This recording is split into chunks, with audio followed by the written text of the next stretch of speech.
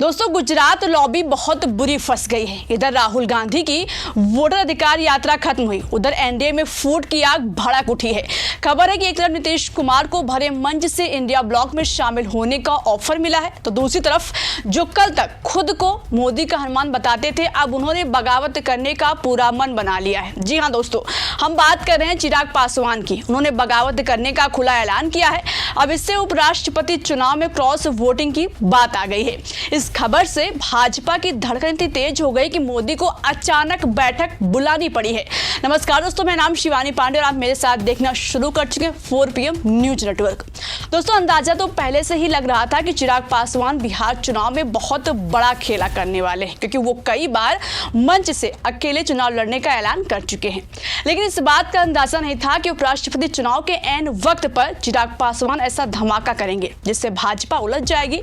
सबसे पहले हम आपको चिराग क्यों बगावत करने जा रहे हैं इसकी जड़ बताते हैं। दरअसल बात यह है कि अभी कुछ दिनों पहले खबर आई थी कि एनडीए में सीट शेयरिंग हो गई है, जिसमें जेडीयू को 102 सीट, भाजपा को 101 सीट, चिराग पासवान की पार्टी को 20 सीट और जीतन राम मांझी और उपेंद्र कुशवाहा की पार्टी को 10-10 सीट देने पर सहमति बनी है। और यहां तक दावा किया गया कि इस पर सभी पार्टियों की सहमति बनी है। जबकि दोस्तों, खबर सामने आ रही है कि चिराग पासवान सीट शेयरिंग से खुश नहीं है और वो अपने मांग पर अड़ गए हैं। चिराग पासवान की तरफ से भाजपा को चेतावनी दी गई है कि या तो उनकी डिमांड को स्वीकार किया जाए या फिर बगावत का दर्द झेलने को तैयार हो। हालांकि इस मांग को लेकर वो सामने नहीं आए, बल्कि अपने जीजा बिहार प्रभारी और सांसद अरुण भारती को आगे किया है। अरुण भारती ने 43 से 103 सीटों की मांग करके चिराग के गेंद को एनडीए के घटक दलों के पाले में डाल दिया है और सीधा अल्टीमेटम दिया है कि अगर उनकी पार्टी को मन मुताबिक सीटें नहीं मिली तो वो अकेले सभी सीटों पर चुनाव लड़ेंगे। अब इससे गुजरात लॉबी बहुत असमंजस में फंस गई है।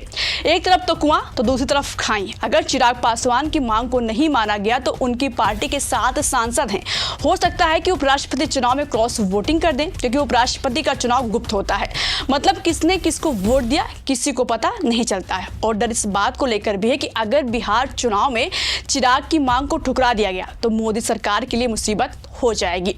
चिराग के 7 सांसद अलग हो सकते हैं, लेकिन अगर भाजपा चिराग को 45 सीट देने को तैयार हो जाती है तो जेडीयू से तकरार छिड़ जाएगी, क्योंकि नीतीश किसी भी कीमत पर 102 सीट से कम पर चुनाव नहीं लड़ना चाहते हैं।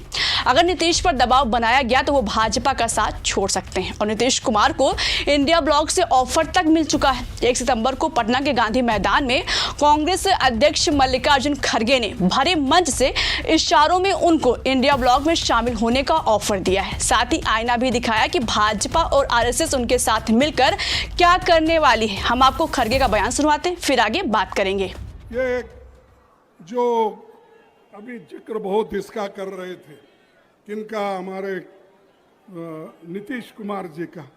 अरे नीतीश कुमार जी वो एक जमाने में सोशलिस्ट की बात करते थे, सारे हिंदुस्तान में फिर फिर के लोहिया का गुण गाते थे, जॉर्ज फर्नांडिस का गुण गाते थे, दूसरे नेताओं का गुण गाते थे।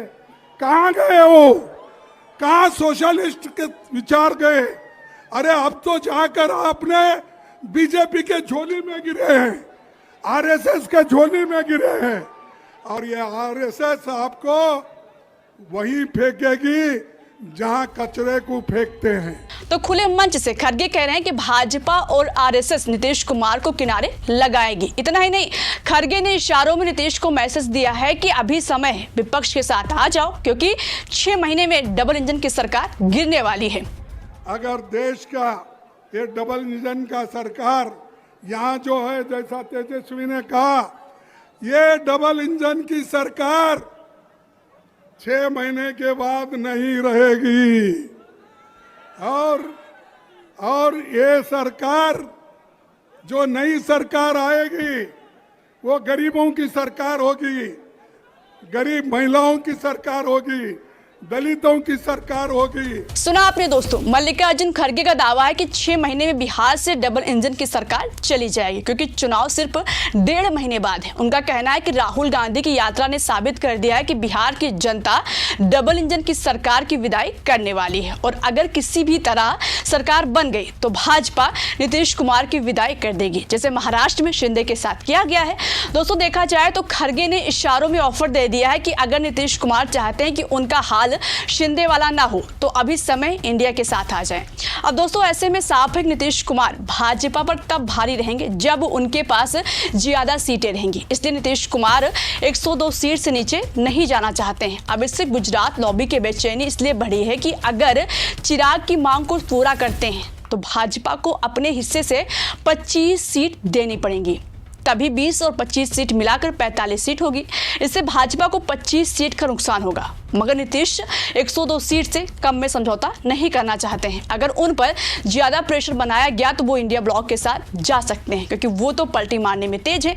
अब दोस्तों भाजपा अगर नीतीश कुमार को मनाए तो चिराग नाराज, अगर चिराग को मनाए तो नीतीश, दोनों ही मोदी सरकार के लिए बहुत जरूरी है। दोनों में से किसी एक के साथ छोड़ने से मोदी सरकार भी संकट में आ सकती है। दूसरी बात, ऐसा भूचाल तब मचा है जब एक तरफ वोट चोरी का मुद्दा गर्म है और दूसरी तरफ उपराष्ट्रपति चुनाव सिरहाने पे है। ऐसे में कयास लगाए जा रहे हैं कि अगर एनडीए में सीट शेयरिंग पर चिराग पासवान के बीच तालमेल नहीं बैठता है तो उपराष्ट्रपति चुनाव में एनडीए उम्मीदवार के खिलाफ क्रॉस वोटिंग का खतरा बढ़ सकता है। अब इससे मोदी ने घबराए कि अचानक डिनर पर अपने मंत्रियों और एनडीए सांसदों को बुलाया है। 9 सितंबर को उपराष्ट्रपति का चुनाव है, उसके एक दिन पहले यानी 8 सितंबर को सभी मंत्रियों और सांसदों को डिनर पर बुलाया गया है। खबर है कि डिनर का आयोजन खासकर उपराष्ट्रपति चुनाव और बिहार चुनाव के लिए किया गया है। अब ऐसे में देखने वाली बात होगी कि मोदी की डिनर पार्टी से क्या खबर सामने आती है। क्या मोदी अपने सभी सहयोगियों को मना पाने में सफल हो पाएंगे और बिहार में सीट शेयरिंग पर सहमति पर बात बनेगी, या फिर चिराग बगावत करके अकेले चुनाव लड़ेंगे? फिलहाल दोस्तों आप बताइए, आपको इस खबर पर क्या लगता है? अपनी राय कमेंट बॉक्स में हमें जरूर बताइएगा। तब तक के लिए इस खबर में इतना ही। अभी के लिए मेरा नमस्कार स्वीकार कीजिए।